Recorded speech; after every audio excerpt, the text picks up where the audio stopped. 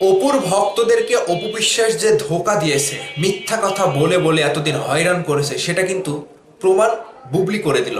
দেখেন, একজন যদি মিথ্যা কথা বলে, সেই মিথ্যা কথাটা তিনি চাপিয়ে রাখতে পারে না। ওই যে অনন্ত জলিল বলেছিল যে একটা মিথ্যা কথা বলতে গেলে আরো মিথ্যা কথা বলতে হয়, আরো মিথ্যা কথা বলতে গেলে আরো মিথ্যা সত্য, মানে তিনিও বলতে পারেনি শেষ পর্যন্ত। তো সেই জায়গাতে অপু বিশ্বাসও পড়ে গেল যে শাকিব খানের সাথে অপু বিশ্বাসের আদৌ কোনো সম্পর্ক রয়েছিল কিনা।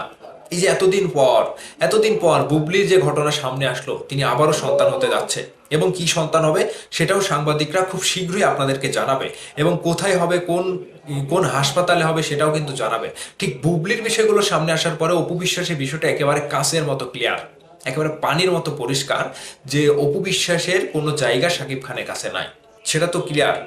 যদি অপু বিশ্বাসের সাথে শাকিব খানের কোনো সম্পর্ক থাকতো, তাহলে কাছে যেতে, আসা যাওয়া, চলতে ফিরতে কোনো একটা কিছু আপনারা দেখতে পেতেন।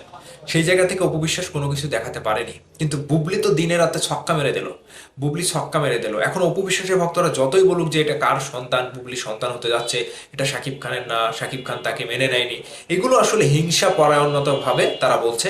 তারা সহ্য করতে পারছে না যে অপু বিশ্বাস এভাবে হেরে যাবে, কিংবা আদৌ সত্য এটাই যে অপু বিশ্বাসের সাথে শাকিব খানের কোনো সম্পর্ক নাই।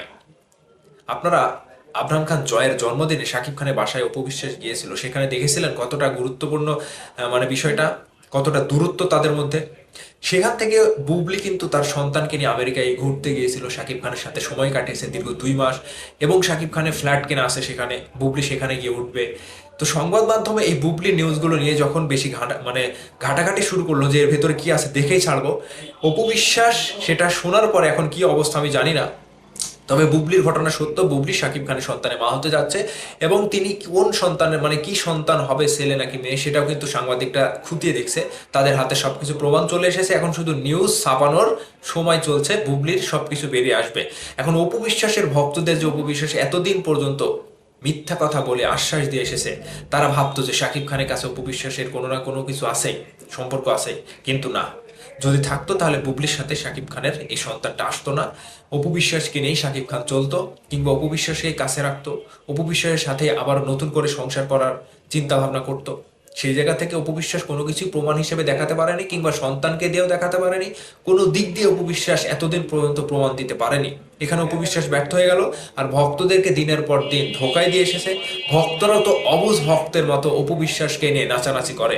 সেই জায়গা থেকে অপু বিশ্বাস নায়িকা হয়ে সিনেমার পর্দায় যে ভক্তদেরকে সিনেমা উপহার দিয়েছে, কিন্তু বাস্তব জীবনে অপু বিশ্বাস ভক্তদেরকে কিছুই দিতে পারলো না, মিথ্যা আশ্বাস ছাড়া। সেখান থেকে অপু বিশ্বাসের ভক্তরা অনেকেই বলবে যে হ্যাঁ, আমি দালালি করছি কিংবা এই করছি সেই, না, এগুলো আসলে দালালি করার কোনো ব্যাপার না, আপনারা যা ইচ্ছা বলতে পারেন। যেটা সত্য সেটাই বলছি।